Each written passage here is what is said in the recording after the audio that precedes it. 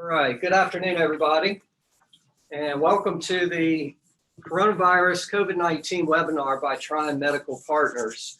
This is the March 17th session, and these will be recorded and posted on the Trine Direct website. We've had that request in our previous one, so we're going to make that available to everyone publicly, and we can point you to that content. I'm Patrick Brady, as I said a minute ago, and I'm Senior Vice President of Trine Direct, and I'm responsible for business outreach. You all as business leaders are here today to seek out information that, quite honestly, is more clear and plain than what may be out there from all the best intentioned businesses and people who are trying to communicate on this. So as a medical practice, we feel we have a unique opportunity to just share transparent feedback with you that hopefully will help you. And as we all know, this is changing by the hour. And hopefully you'll get some updates that perhaps you have not heard up to this point.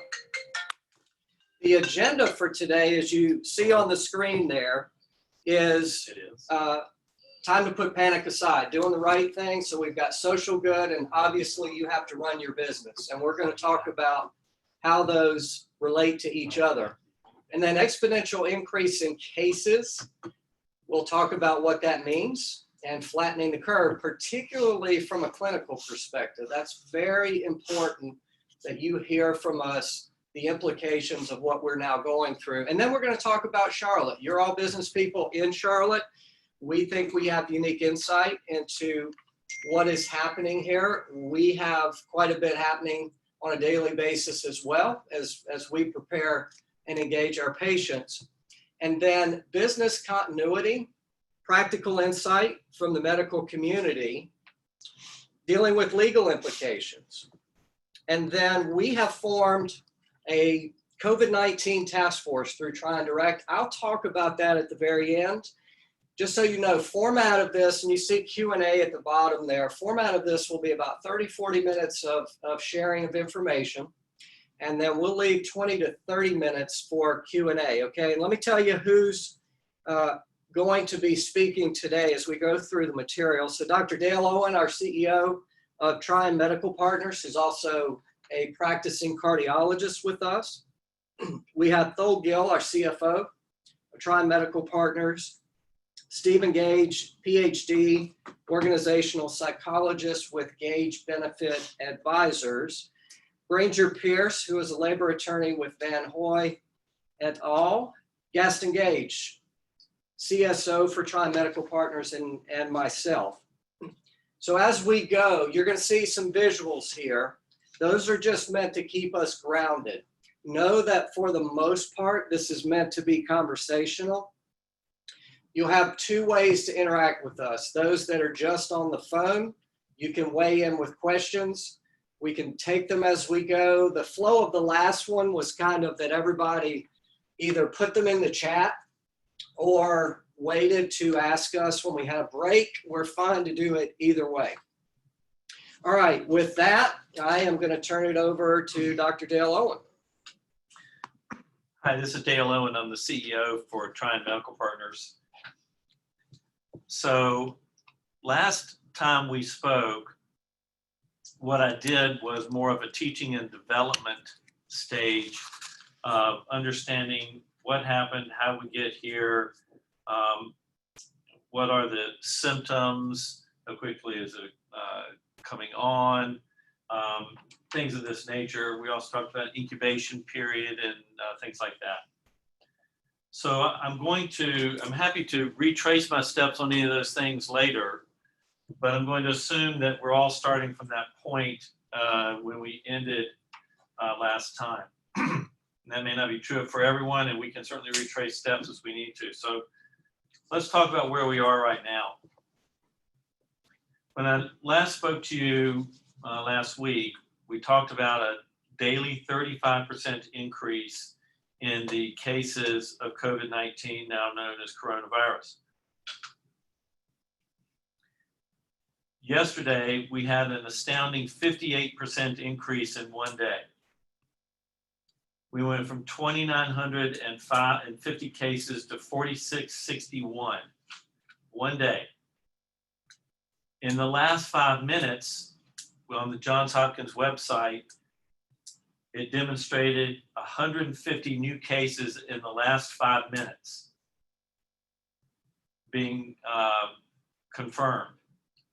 I can tell you we actually started our own satellite testing site today, and in just a half a day saw over 80 patients to be tested.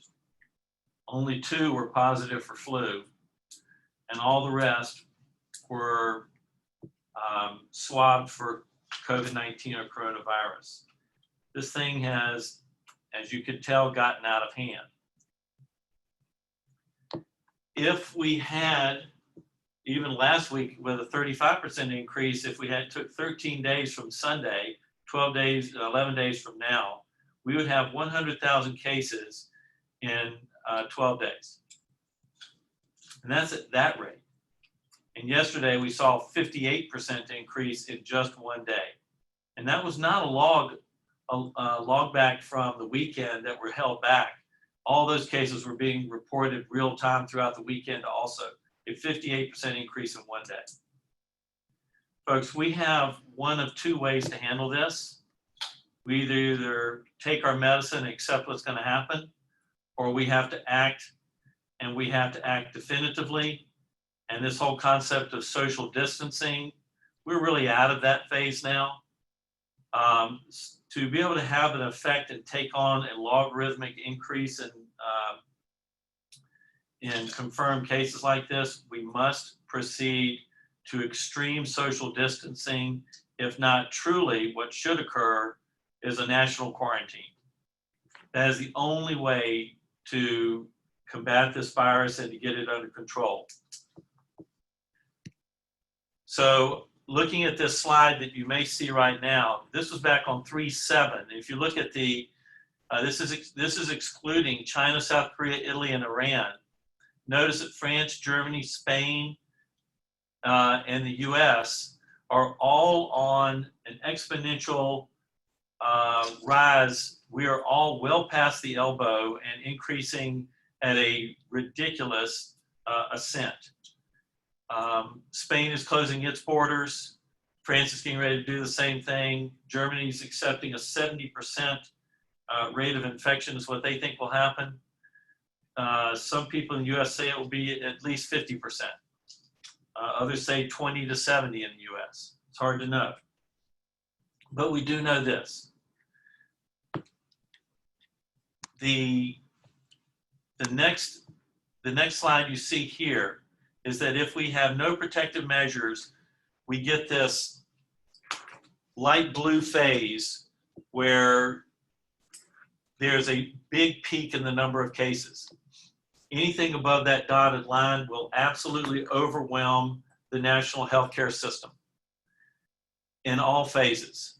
Outpatient, inpatient, surgical, it doesn't matter. We will have people on ventilators in hallways.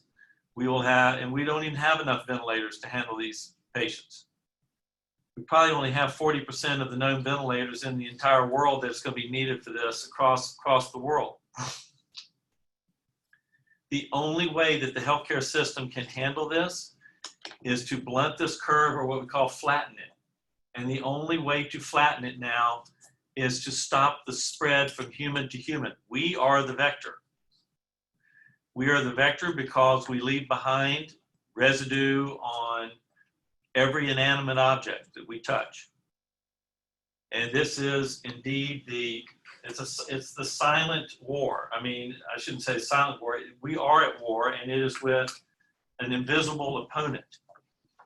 And the people on the front line are the physicians and healthcare industry. And the only way that we can beat this and survive this war without devastating losses is to go into isolation. And that sounds really dramatic. But if you look at what's happened, Italy's, reporting 900 to 1,000 deaths a day. this type of thing is going to happen here. We lost over 600,000 people to the flu epidemic in 1918. This could easily be that or more, and Dr. Fauci 2 days ago on Meet the Press said that uncontrolled, we will lose several 100,000.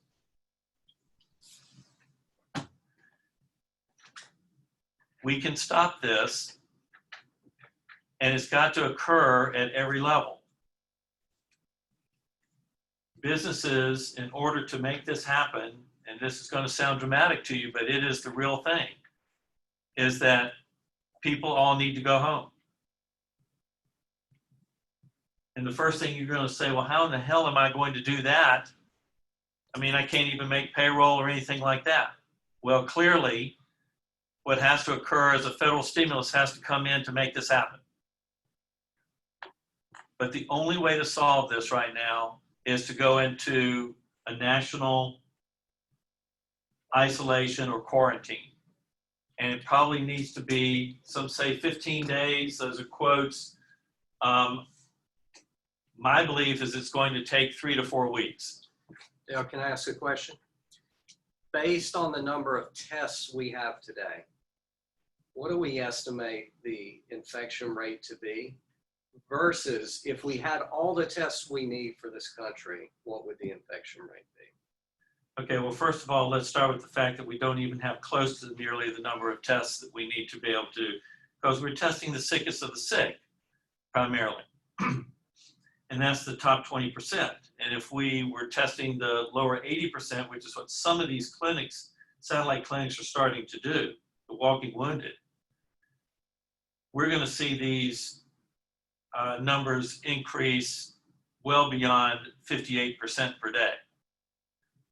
And I would say that you'd have 100,000 cases before the end of the week with that kind of growth. If we have 70%, and then once you have that, I mean, the genie's out of the bottle. We're trying to stuff it back in, but the only way we can do that is we're going to have to get people away from each other and let these virus particles die on inanimate objects over the next several weeks.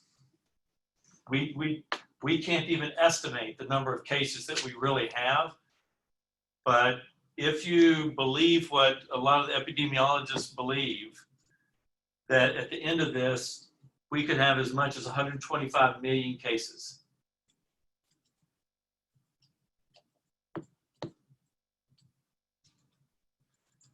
So we're really down to making a choice. We either accept it and take our medicine, or we do something about it. There are no other choices. We can play the blame game that we should have acted faster, we should have had more information. Some people want to blame the administration, some people epidemiologists. It doesn't matter a hoot now. This is what we have. We have to deal with it in track A or track B. And B is what blunts this and allows the healthcare system to handle this. But otherwise, we will have a national emergency in just healthcare alone. The biggest problem is going to be, and this is very, very real. If we inundate our emergency rooms and healthcare system with all of these cases, then heart attacks, strokes, appendicitis, births of babies that need C-sections, all this type of stuff will not be able to happen on the regular scale that it can happen now, because the system will be overwhelmed with coronavirus.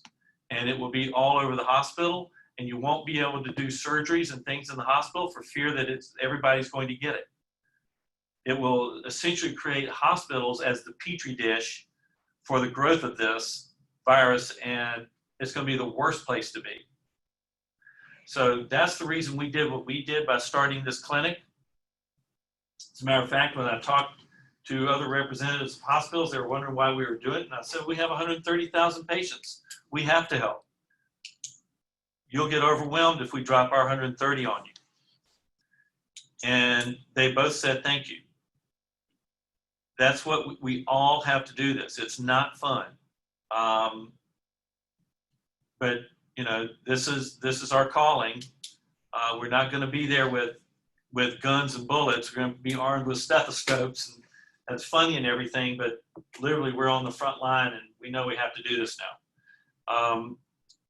So we're going to do our part, and the employers are going to have to do theirs. And in all honesty, it's decide.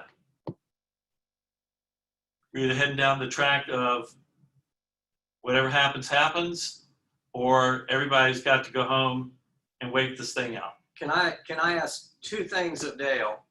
One is, give us the model that other countries have followed, such as UK, such as South Korea, such as China, and then bring it back to Charlotte with what's going on here. Well, there have been different ways of handling this around the world, excuse me.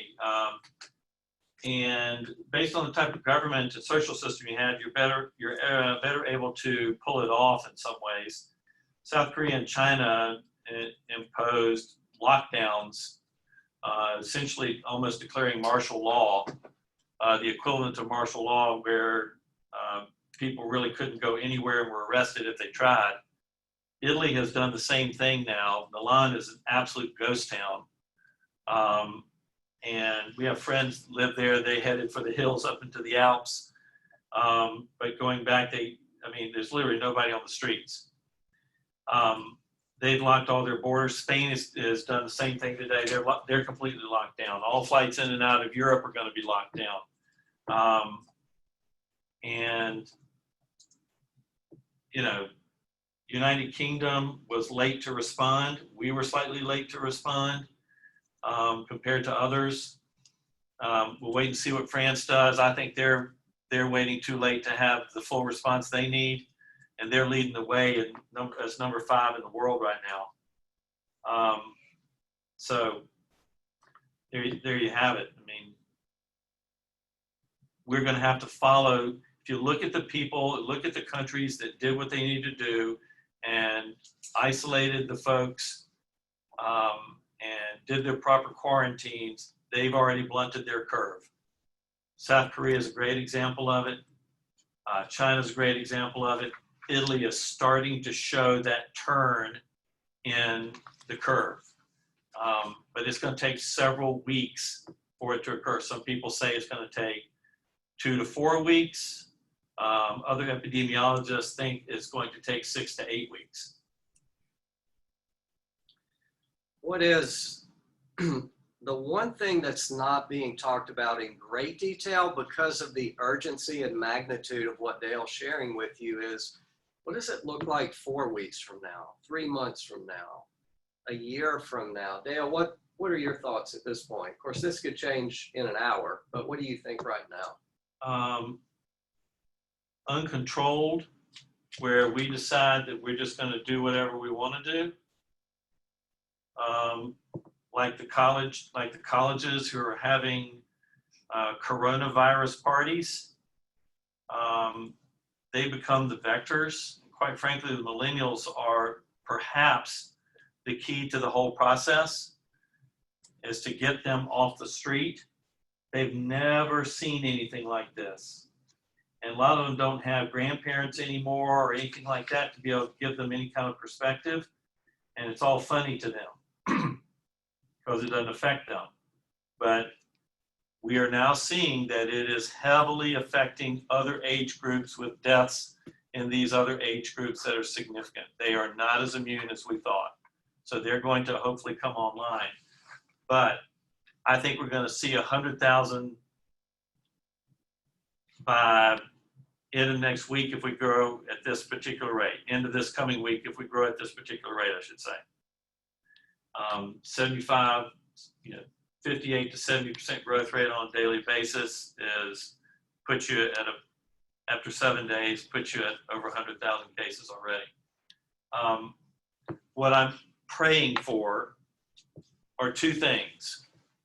Number 1 is that this virus is affected by heat. And as we heat up, that it goes down, it's affected and its growth rate goes down just like flu does. We're all crossing our fingers for that, but this virus has never been seen before, and we have no way to predict that. And number two, I hope and pray that as we test this 80% that is less likely to die, that we'll see the overall death rate decrease significantly below 1%. South Korea, when they tested everyone, had 0.6%, pretty close to influenza. This is probably more contagious, though. It affects 3 people for every 1 person with the disease, and influenza is about 1.2 to 1.5. So that's significant as well. I guess I should say the third thing I would pray for would be that if we do blunt this curve, and if we do show a decreased death rate by testing the less sick, that we don't get complacent and then go right back out with these people who still have disease but haven't had symptoms yet, because the incubation period is a little longer, and they go right back out and reinfect the whole community again. And then we're going to have a second major wave that some epidemiologists predict will be larger than the first. What is it, Dale, that we do not know right now? Just about everything.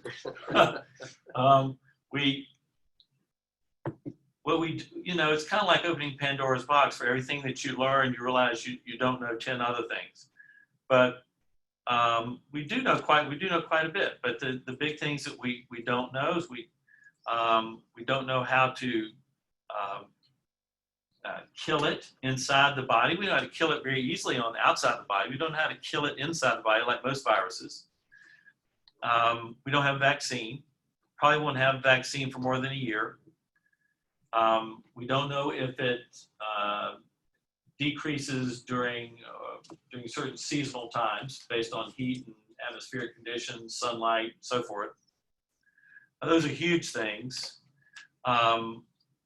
We don't know whether or not, and this is a big one, we don't know whether or not immunity is conveyed, meaning that once you get it, are you immune from it the second time around when it comes back with the second wave, or does that immunity gradually dissipate over a period of a couple of months so that you're susceptible again and when we reinfect the entire population again? That's probably the scariest part. Let's go now to Charlotte. So business leaders here in Charlotte, obviously we're most concerned with our own community. Most people have employees outside of Charlotte, but let's talk about what's happening here. You alluded to it earlier. Let's talk about the number of hospital beds versus the sheer population that we have here. And then what are we doing as a practice? We have 2,100 hospital beds in Mecklenburg County. That's going to be overwhelmed very quickly. Like Lake Norman Regional has like 160 or so beds, something of that nature, does a lot of outpatient surgeries and such. They're going to, and all these hospitals, in order to make room for everything that's getting ready to happen, they're going to cancel all the elective surgeries. I just got a call from an electrophysiologist today that said that they're going to be canceling all elective procedures as well in cardiology. There's no way that they can handle this.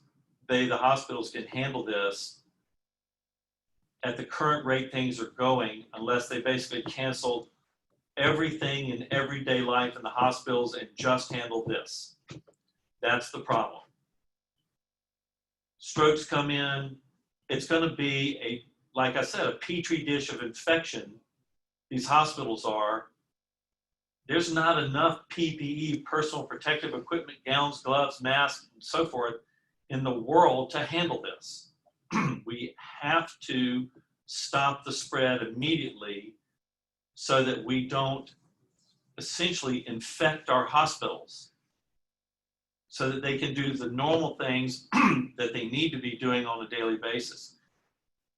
We didn't, and as Trine Medical Partners, we're not obligated to go out and create our own testing sites. We had to do it ethically and morally.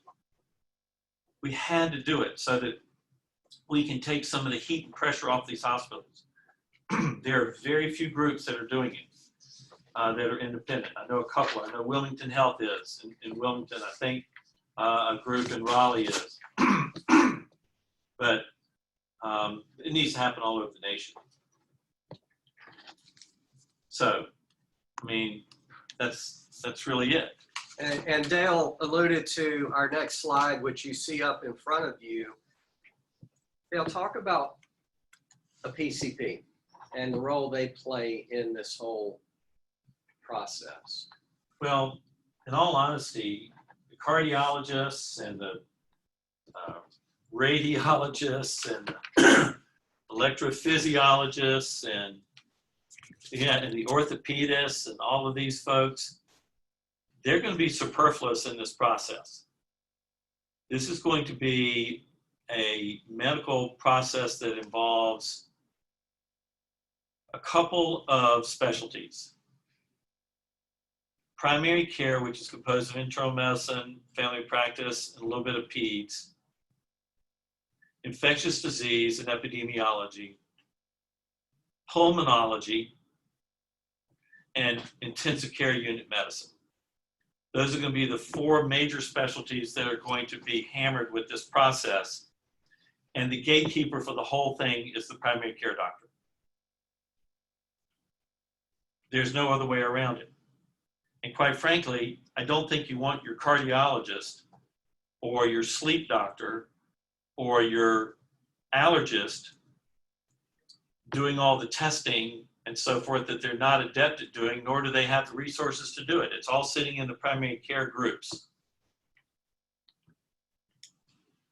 We're going to go on now to the next slide. We're fast approaching what I want to leave for everyone on this webinar, which is a time for questions and answers.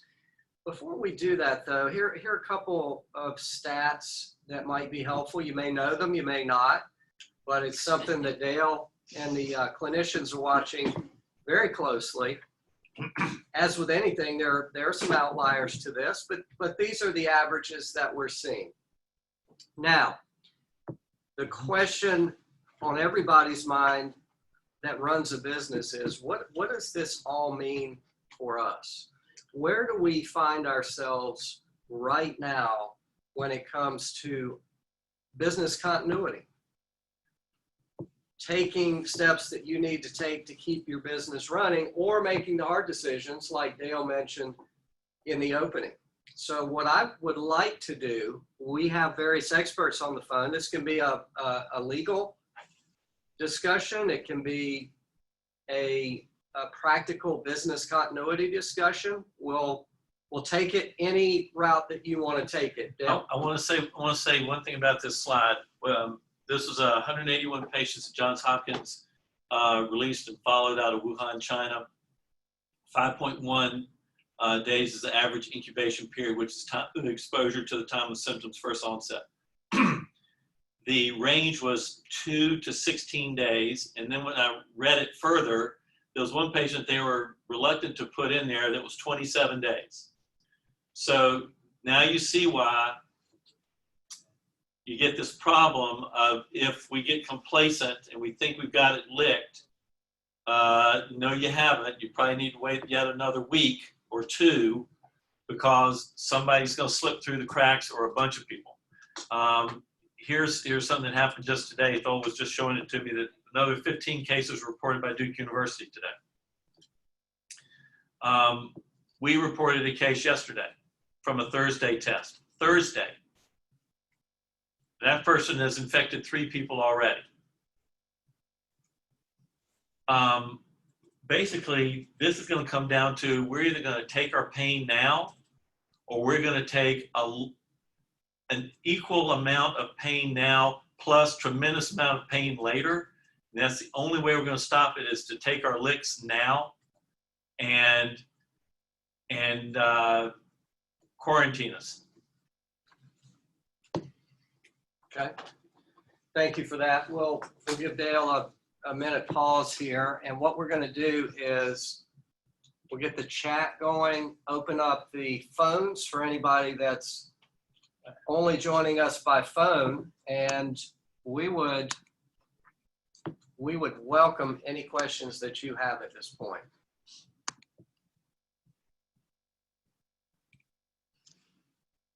So Dale, we have one chat question. Will your surgery centers remain open? The surgery, my prediction is the surgery centers will remain open for emergent surgeries, but they're going to wind up becoming ICU beds for this virus because, and the step down units will as well, because that's the only bed systems that are going to have the appropriate level of telemetry and ICU monitoring to be able to handle things. Okay, other questions? For those on the phone, go ahead and if you have a question, unmute. So we have Granger Pierce. Oh, sorry, we got a question through chat. What do we know about test centers being set up in the area? Are more coming? Yes. So we have our first one that opened up today. And that's in Matthews, the corner of Matthews Township Parkway and 51. We know that Novant has one at the Siskiyou Y area. They're opening up another one, I believe, tomorrow in Huntersville. I don't believe Atrium has satellite sites, but I think they're trying to test on their current sites. They've done over 500 tests. Novant's done over 500 tests. After today, we will have done over 100 tests, which is about on par with what our population is compared to the rest of the population, but still not enough. We are hampered by the lack of testing availability. All right, Nina, thank you for that question. We're now going to get into some practical. So somehow, when you recommend testing? Yes, that's right. So Nina's question, when do you recommend testing? So Dale, take us through that whole scenario. What is our protocol for, let's say, televisits, drive-through testing? What are we looking for? How do we prioritize? All right, so if we, first of all, I mean, let's just back into it. 250 to 300 million people, you can't test everybody, you don't have the ability, and so therefore you can't be testing all of the people who are asymptomatic. We'd love to, but we can't do it. And we don't have an easy test to do it. It takes 3 days for it to come back. The most important thing to remember is we need to be testing for influenza first because it's still probably 5 to 10 to 1 more likely compared to the coronavirus. And then in regards to if the influenza test is negative, I should tell you, first of all, patients need to be symptomatic. They need to have cough and fever. Now, you know, fever is sometimes subjective because they may not have a thermometer or they may have low temperatures normally themselves. And so it's in the eye of the beholder. But, you know, sweats, chills is essentially equivalent to fever and then a cough. And then with that, we start the process of testing for influenza first. If it's positive, we treat for influenza. If it's negative, we swab for coronavirus, which then takes 72 hours. And those people have to remain in self-quarantine until the test is back. If it is positive, then they have to be quarantined for at least 14 days. If it's negative, presumably they can go back into the population. But what's now being said is the following, that those around them with the classic symptoms who are being tested for coronavirus, that their first-degree relatives around them need to also be quarantined. Same thing inside of an employment situation. Let's be honest, a lot of people are at work and have more exposure to their other employees than they do to spouse or children at home. But now it's being recommended that the people surrounding them also be sent home as well if one is being tested or shown positive. when is a good time to go to the hospital? When you're significantly short of breath, and things like lightheadedness would make somebody think that they might have low blood pressure. But it's primarily when there's significant shortness of breath on top of the fever and cough.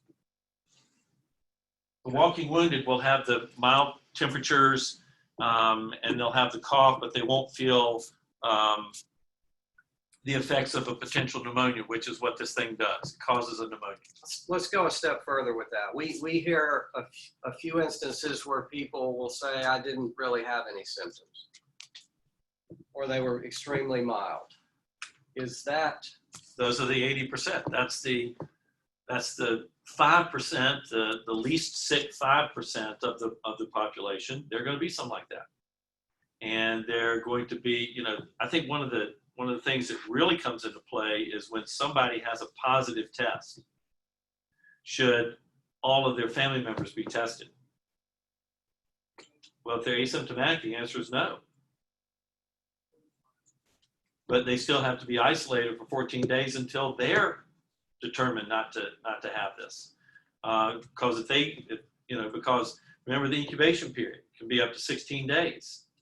So all those family members are in it for the long haul for the 14 days until they're either become symptomatic or they stay asymptomatic. If they become symptomatic and they become positive, then everybody around them becomes another 14 days. So, this thing becomes like, Venn diagrams of, you drop a pebble in the water, where you now drop about 10,000 pebbles in the water, and they all, wind up, the waves all wind up hitting each other, and finally the whole lake is full of wave from pebble. This is exactly what we're dealing with. All right, so the next question we have is, if a medical practice is self-quarantined, would patients overwhelm hospital ER systems?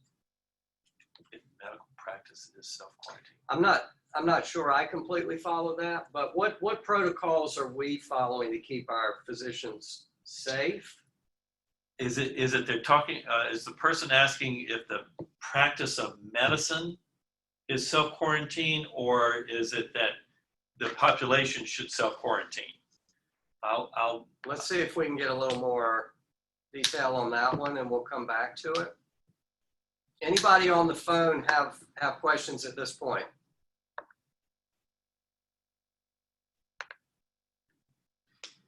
Let me try and answer that question with the self-quarantine, because it can go one of two ways. So if we relied on self-quarantine capability for everyone, there's going to be a significant percentage of people who will not comply. If it's voluntary, it won't be complied with to the degree that it needs to be done. And so it's going to overwhelm the system. It has to be a national mandatory quarantine. Now I see if a medical practice staff are self-quarantined, so yeah, now you're hitting some of the big problem. What happens when the frontline people all go down too? Right. We're all in foxholes together, and they get blown up, and everybody is, the doctors get sick and the staff gets sick. Who's going to take care of people? Yeah, that's going to be the medical emergency. That's why, we are so careful in the offices now. We know we're going to have some positive people. We know it. Okay, it's going to happen. It's going to happen in all walks of life. It's going to happen at the grocery store. It's going to happen to the hairstylists. It's going to happen to the veterinarians. It's going to happen to the teachers, the students, everybody. And no walk of life is going to be unscathed from this.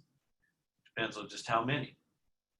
And so if the medical profession is decimated in a particular area, the only way to handle it is to bring in others from other areas. Yeah. And that's already being looked at in National Guard and everything else to that degree. This next question, I want to open this up to any on the Tryon side or any of our experts that we have, can we realistically have a city-by-city strategy, or does this require a national strategy? I think what we're seeing are cities like New York and San Francisco. Tell me who hasn't been to New York City? What city in the United States hasn't had somebody go to New York City in the last 2 weeks? Okay, I can tell you, I know of 3 people in this city alone who traveled to other places in the United States who came back and brought it here. New York City and San Francisco, and I forgot where the other city was, in Seattle, have all brought it here. We haven't shut down the airlines. We haven't shut down the travel. It's the same problem. Yeah, I get it. But I think what the question is, does it need to be a national strategy, a local strategy? Right now, I think it needs to be both. Of course, right now we're dealing with the local strategy. This is, we're caring for about 18% of the Charlotte population, the adult population, and we can't really do anything in the country. What we can do is take care of Charlotte, and that we understand that is. We have a transient society, and we're getting infected by others, just like you just stated. But I think the question is, does it be national or local? It needs to be both. It needs to be national, local, regional. It needs to be everything. But right now, for this call, people on this call are getting a lot of national news, national statistics, national strategies. This is the local strategy, particularly to employers and what needs to happen medically, and of course Granger on the call. Dale's gonna give you the medical perspective, and Granger will give you the legal perspective. And then you guys, obviously are gonna do what you need to do from running your business. But all we can do is give you the medical and legal perspective. And what will probably happen certainly is, we have good case studies, unfortunately, with as Dale already mentioned in this call and last week's calls, of what's happening if we don't do that. So anyway, that's the put a finer point on it. So Gaston, to that end, let's liken it to Charlotte versus 10 other large cities. Let's take the 10 cities that have the most infection rate right now. Charlotte would not be one. Let's say Charlotte's number 10. That's where the United States is compared to the rest of the world. And the United States has already hit an exponential rapid increase. The United States has more ability to change what's going on with a national strategy, just like Charlotte has the greatest ability to change this from a local strategy. If Charlotte went to, and all of its surroundings went into a complete quarantine, we would be able to significantly decrease and blunt the effect locally. Just like if the United States did it for the whole country, it would affect the whole country in the same manner. But we would have a significant impact. And it's kind of like helping prevent the United States from becoming Italy. We have the ability locally to prevent ourselves from becoming New York. I want to bring in Granger at this point because both federal and local levels, we're seeing some things come down that are intended to help you as business leaders, and of course help people who are impacted. If their jobs are delayed and they can't work, or if they're laid off at some point, there's a lot going on to try and support commerce at this stage. Granger, what's some of the latest that we're seeing out there for these folks that might be helpful? Thanks, Patrick. Can you hear me okay, by the way? Yes. Perfect. Okay. Actually, and before I talk about the legislation that's on the table that I think is important for all employers to take a look at, I wanted to follow up on one thing that you and Dale were talking about, especially from a planning standpoint. One thing I've been doing a lot of over the last 4 or 5 days is helping employers put plans together and think through some contingencies. And I would definitely encourage all everybody on this call, all employers, to think long and hard from a planning standpoint about what they're going to do and think through a lot of those contingencies on the front end. Because in the words of Mike Tyson, he said everybody's got a plan until they get punched in the mouth. And one thing I think that it's pretty clear from what Dale's been talking about is we're getting ready to get punched in the mouth here in Charlotte, and it's going to take one employee in your workplace who gets diagnosed with coronavirus to set off potentially pandemonium in your workplace with employees who don't want to show up for work, who are asking what they do. And so I'd encourage all of you all to think through those contingencies on the front end and come up with a plan in terms of a planned response. It also really helps your employees feel more comfortable and like they're really being taken care of in the workplace. I don't want to be too touchy-feely about that, but it is really important, and I think it can go a long way from a response standpoint. As far as the legislation that's out there right now, a lot of y'all have heard about this, and I want to make it a point to say on the very front end of this is not law yet, but it's important to be on the lookout and be aware of what's coming down the pipe, because I think it's fair to say that in some fashion, what we're dealing with right now, which is HR 6201, it's called the Families First Coronavirus Response Act. Some form it's going to get passed. It's being taken up by the Senate right now. And once it goes into effect in whatever form it's in, it's currently supposed to take effect 15 days after signature and last for the rest of the year. Just so you're aware of what we're dealing with, and I'm going to hit this really high level because I don't want to dig into the granular aspects of this when it may very well change. We're really dealing with two large components of this that work in tandem. The first is called the Emergency Family and Medical Expansion Act, which basically it modifies the FMLA. And both of these, by the way, are going to be applicable to public employers and to any businesses with 500 or fewer employers.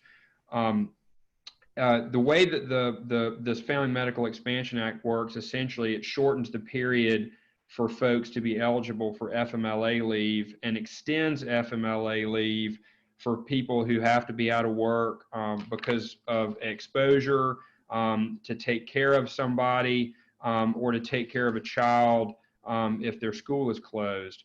One really important aspect of this is while you're still dealing with 12 weeks of FMLA leave, we go from standard unpaid FMLA to after 14 days, employees are supposed to be paid 2/3 their regular rate of pay. So we're going now to a semi-paid FMLA. Some relief from that is employers are going to get to take a payroll tax credit of $200 per employee per day up to $10,000 per employee. And there are going to be reinstatement rights when folks come back. So part one of this is FMLA is going to be extended. It's going to apply to other situations, and there's going to be pay involved. The other component of this, which fills in the gap, you heard me say a second ago, the first 14 days are unpaid. The reason why the first 14 days are unpaid is the second part of this is this thing called the Emergency Paid Sick Leave Act, which is going to give full-time employees 80 hours of paid sick leave, part-time folks, their average number of hours that they worked over a 2-week period. And they're going to get sick leave, this paid sick leave, for basically the same reasons that they would get the FMLA leave. And one important component of this, there's going to be some payroll tax relief. Employers are going to get $200 per employee per day for days they're paid at 2/3 their rate, $511 a day for when they're paid 100% of their pay rate. But the key here is this is going to be in addition, and this is really important, in addition to any other employer-provided paid leave they've already got. So employers can't turn around and say, well, with this coming down the pipe, we need to get rid of our current paid leave because we can't handle this. If this gets added, it's going to piggyback on to additional paid leave. So just bear all this in mind. Something's going to be coming down the pipe in the next few days where this is going to get signed into law. and you need to have some flexibility built into your policy or your response so that you can account for these issues when the law changes. And really here, it's just a matter of when, not if. There's going to be something in this form that comes out, I think, in the next couple of days. And you'll have, thanks, Granger, and you'll have, we're making available to the employers in Charlotte through our task force and on our website, this kind of information, sample policies and procedures, interpretation of this kind of law, a resource to ask medical questions and that kind of thing of our physicians, including Dale. It'll be real time. It'll be ongoing. It'll be recordings of calls like this as well. At some point, if you want to, obviously, if you have an employee or dependent that needs to see a physician, you need to make an appointment with us, or we can help you get an appointment with another primary care physician in another practice. It's not about us. We're just a resource to the community.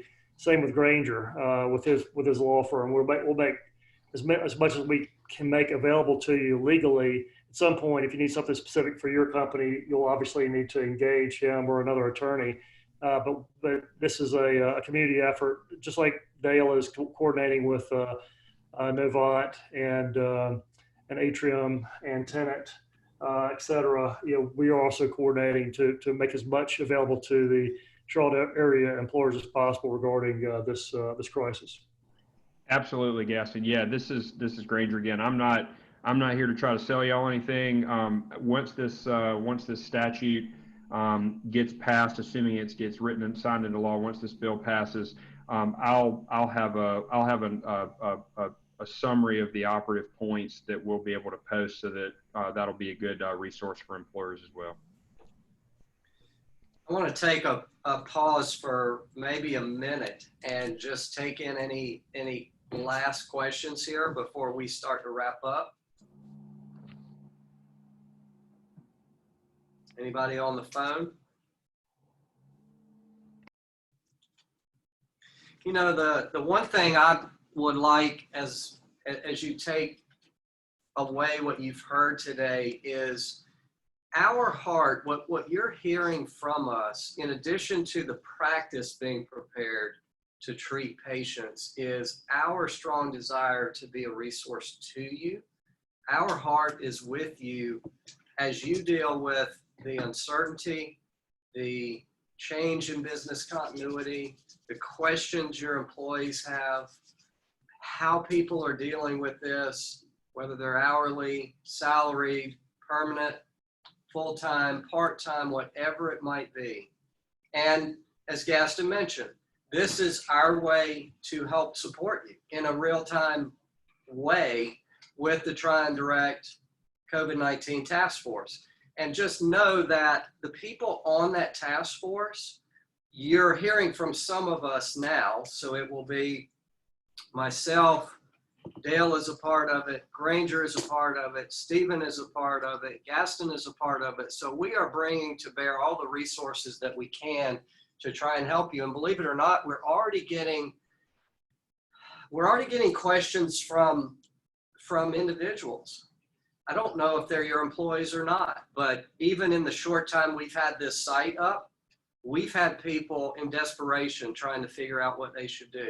And we are not turning them away or anybody else. Like Gaston said, whether they're our patient or not, we feel an obligation to Charlotte, to you. And hopefully the other thing you take away from this is just a real desire to be clear and transparent and try and help you interpret what you're seeing and hearing. Oh, and a couple of, Dale, for us, a couple of well wishes. Thank you for all your amazing communication in our community. That credit goes to you.